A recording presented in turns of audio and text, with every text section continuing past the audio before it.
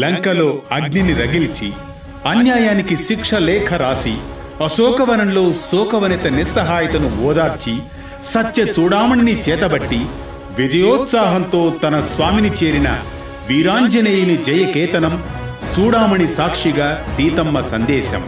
మరి అనగనగా అంటూ తెలుసుకుంటూ ముందుకు సాగుదాం రండి.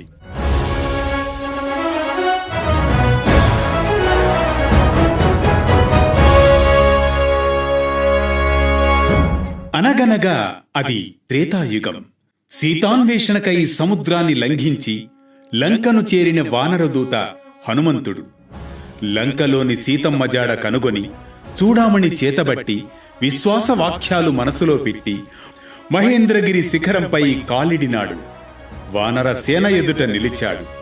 మహేంద్ర పర్వత శిఖరం, వానరసేన ఎదురుగా హనుమంతుడు. హనుమా, నీ ముఖము చూసి మేము గుర్తించగలిగాం. సీతమ్మను కలిశావు కదూ? ఓ జాంబవంత మహాశయ, చూచితి సీతమ్మను. ఆమెను చూశాను. అశోకవనంలో దుఃఖమయమైన స్థితిలో ఉన్న ఆమెను కలిశాను. రాముని నామం వినగానే ఆమె కళ్లలో వెలుగు కనిపించింది అనగానే అంగదుడు, అలాగా, ఆమె మన సంజీవనీక, ఆమె ధైర్యమే మన లక్ష్యాన్ని బలపరుస్తోంది అంటాడు అంగదుడు విశ్వాసంతో. ఓ వీర హనుమ, నీ ధైర్యం, చాతుర్యం వానరులంతా గర్వపడే విధంగా చేసింది. రాముని వద్దకు వెంటనే వెళుదాం. ఈ వార్త ఆయనకు ప్రాణవాయువు లాంటిది. పదండి అంటూ కిష్కింద అరణ్యంలోని రాముడు, లక్ష్మణులను సమీపిస్తారు అందరూ.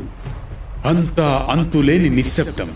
ఆశతో తీక్షణంగా ఎదురుచూస్తున్న రామలక్ష్మణుల్ని సమీపిస్తాడు హనుమంతుడు. ఆ క్షణాన అంటాడు ఒక్క మాట, ప్రభూ, చూచితి సీతమ్మను. ఆ క్షణంతో నిశ్శబ్దం విశ్రాంతి తీసుకుంటుంది. ఒక్కసారి విజయం తమ స్ఫురణకు తెస్తుంది. ఉత్సాహంతో ఉప్పొంగింది వానర సైన్యం.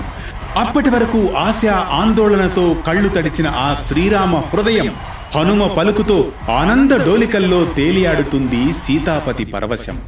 సీతమ్మ సంకేతంగా చూడామణిని భక్తితో, ప్రేమతో తన స్వామికి సమర్పిస్తాడు వానరదూత హనుమంతుడు. శ్రీరాముడి పాదాల వద్ద వినమ్రంగా, వినయంగా మోకాళ్లపై కూర్చుంటాడు. సావధానంగా తన ప్రయాణ సంగతులను, అశోకవనంలోని సీతమ్మ జాడను, లంకా దహన విశేషాలను వివరిస్తాడు హనుమంతుడు.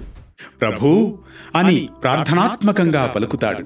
కన్నీటి చుక్కలతో తన చేతిలో ఉన్న చూడామణిని రాముడికి సమర్పిస్తాడు. ప్రభూ, ఇదే సీతమ్మ యొక్క నిశ్చలమైన ప్రేమ యొక్క సాక్ష్యం. ఇదే సీతాదేవి ఇచ్చిన ఆనవాలు. ఆమె సాక్షాత్తు మీకోసం గడిపిన ప్రతి క్షణం కన్నీటితో మునిగినది. అశోకవనంలో రాక్షసుల మధ్య ధైర్యంగా ఉన్న ఆమె మీ నామాన్ని విన్న వెంటనే కన్నీరు ఆపలేకపోయింది ప్రభు.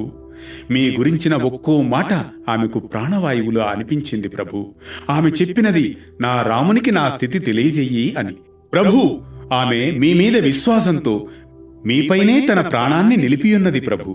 ఈ చూడామణిని చూపించగానే మీరు ఆమెను గుర్తుపట్టగలరన్న ఆశతో ఆనవాలుగా ఇచ్చింది ప్రభు. ఆ సమయంలో హనుమ నుండి జాలువారిన పలుకుల్లో ప్రేమ, బాధ, ధైర్యం రాముని గుండెను కరిగిస్తాయి. అతడు మౌనంగా ఆ రత్నాన్ని ఆలింగనం చేసుకుంటాడు. ఆకాశమంతా వెలుగు రేఖలు ప్రసరిస్తాయి. నిశ్శబ్దంగా హనుమ చేతుల నుండి మణిని స్వీకరిస్తాడు రాముడు. చూడామణి దర్శనం, స్పర్శనంతో రాముని హృదయం ఒక్కసారిగా ఉప్పొంగుతుంది. అది కేవలం రత్నం కాదు, అది సీతమ్మ స్మృతుల సాక్ష్యం. చేతిలోకి తీసుకున్న వెంటనే మణిలోని వెలుగు కన్నా అతని కళ్లల్లో వెలుగే ఎక్కువగా మెరిసింది. ఆ మణిని తన గుండెపై ఉంచుకున్నాడు. సీతాదేవిని చివరిసారిగా చూసినప్పుడు ఆమె తలపై మెరిసినది ఇదే కదా అనుకుంటూ కన్నీరు తుడుచుకున్నాడు. ఇదే కదా నా ప్రాణ ప్రియసఖి సీత స్పర్శించిన రత్నం అన్న పరవశంతో ఒక్క క్షణం సీతతో ఉన్నానా అని భ్రమిస్తాడు ఆ రాముడు. హృదయం కరిగిపోయింది, కన్నీరు పొంగిపోయింది. సీతా సీతా అనే పదం పెదవులపై ఉదయించింది. ఆ క్షణాన ఆ కన్నీటితోనే హనుమ వైపు చూస్తాడు శ్రీరాముడు. ఆ క్షణంలో హనుమ దేవదూతగా కనిపిస్తాడు. హనుమ, నీవు నాకే కాదు, ఈ లోకానికే దూతవు అంటాడు. ప్రేమ, జ్ఞాపకం, బాధ, ఆనందం అన్నీ ఒక్కసారిగా ముంచుకొస్తాయి. ఆమె తలపై మెరిసిన చూడామణి ఇప్పుడు రాముని హృదయంపై మెరుస్తోంది. అది కేవలం రత్నం కాదు, తన ప్రాణ దీపం. రాముని చూపు ఆ మణిని విడువలేకపోయింది. ప్రభు, తల్లి సీతమ్మ రాక్షసుల మధ్య వనంలో ఒంటరిగా అశోక వృక్షం కింద మౌనంగా కూర్చొని రోధిస్తోంది ప్రభు. నా ఆగమనంతో ఆమె కళ్లల్లో ఆనందం వెల్లివిరిసింది. హనుమ, ఈ చూడామణి దర్శనం స్పర్శనంతో నా హృదయం కూడా ఆనంద సాగరంలో ఓల్లాడుతోంది హనుమ. ఇది నా ప్రాణసఖి సీత ఇచ్చిన ప్రేమ చిహ్నం. అవునన్నయ్య, ఈ చూడామణి ఆనవాలు మన ముందడుగుకు, విజయ యాత్రకు వేసే అసలైన అడుగు. ఇక ధైర్యంగా మనం ముందడుగు వేయవచ్చు. సీతామాత జాడ లభించిందంటే మన విజయం మొదలైనట్లే అంటాడు లక్ష్మణుడు. అవును లక్ష్మణ, ఈ సీతాన్వేషణ కార్యాన్ని తన బుద్ధి, బలం, ధైర్య సాహసాలతో బృహత్తరంగా విజయవంతంగా నిర్వహించాడు ఆంజనేయుడు. మనం ఇక ముందుకు సాగేందుకు హనుమ ఓ దారి చూపాడు అంటూ ప్రశంసిస్తాడు ఆ శ్రీరామచంద్రుడు హనుమంతుణ్ణి. హనుమా, నువ్వు చేసిన కార్యం సామాన్యమైన కార్యం కాదు. నీ బుద్ధి, ధైర్యం అసాధ్యాన్ని సుసాధ్యం చేసింది. ఈ చూడామణిని చూసినప్పుడే నా మనసు ఆనందంతో నిండిపోయింది హనుమ. నీవు నిజమైన దూతవు.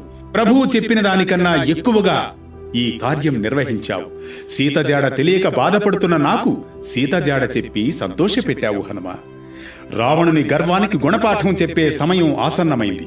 హనుమ, నీవు సాధించిన ఈ విజయం నా హృదయాన్ని ఆనందపరిచింది.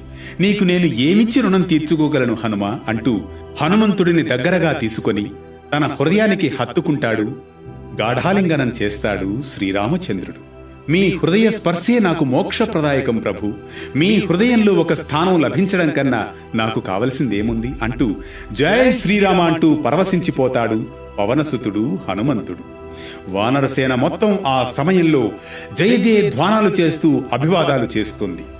రామాంజనేయ ఆలింగనం అనంతరం రాముడు, సుగ్రీవుడు, జాంబవంతుడు, అంగదుడు ఇతర వానరసేనతో యుద్ధ తంత్రాలకై చర్చలు జరుపుతారు. ఆ తరుణంలో సుగ్రీవుడు, శ్రీరామ, ఇక మనం మన కర్తవ్యం వైపు అడుగులు వేద్దాం. ఆలస్యం అమృతం విషం. ఇప్పుడు ఆలస్యం వలదు. సముద్రం దాటి లంక చేరవలసిన సమయం వచ్చింది. వానరసేన సిద్ధంగా ఉంది. అలాగే సుగ్రీవ, ఇక యుద్ధానికి వెళ్లే ముందు సముద్రం దాటేందుకు ప్రణాళిక, సేతుబంధనం గురించి ఆలోచిద్దాం అనగానే జాంబవంతుడు ఇలా అంటాడు.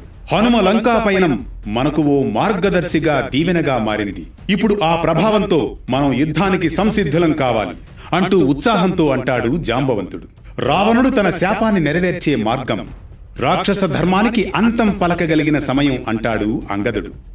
ఇది హనుమ భక్తి, ధైర్యం, బుద్ధి అనే త్రయం లంకను దహించడమే కాదు, రాముని హృదయాన్ని ఆనందంతో, ధైర్యంతో నింపిన ఘట్టం. వీరాంజనేయుని జయకేతనం, చూడామణి సాక్షిగా సీతమ్మ సందేశం. ఈ ఘట్టం మనకు సాటిలేని నమ్మకాన్ని నేర్పుతుంది. నిష్కల్మషమైన నమ్మకంతో కూడిన కార్యసిద్ధి కాస్త ఆలస్యమైన అది సాధ్యమేనని. మరో సంభాషణ గాథలో రామసేతు నిర్మాణం, సముద్రుడి ప్రార్థనలతో మళ్లీ కలుద్దాం. భక్తిని పలికించే పలుకులు, ధర్మాన్ని స్పృశించే సందర్భాలు, శౌర్యాన్ని ప్రతిబింబించే ఘట్టాలు. ఇవి కేవలం కథలు కావు, మన సంస్కృతికి, మనోభావాలకు పరస్పర ప్రతిబింబాలు. వేటు న్యూస్ కథా పయనంలో ప్రతి అక్షరం ఓ అనుభూతి, ప్రతి ఘట్టం ఓ ఆత్మస్పర్శ. ఈ క్షణాన తీసుకునేది ఓ చిన్న విరామమే కాని ఇది ముగింపు కాదు. ధర్మయాత్రకు ఉపశమనం లేదు, భక్తి పదానికి అవధులు లేవు.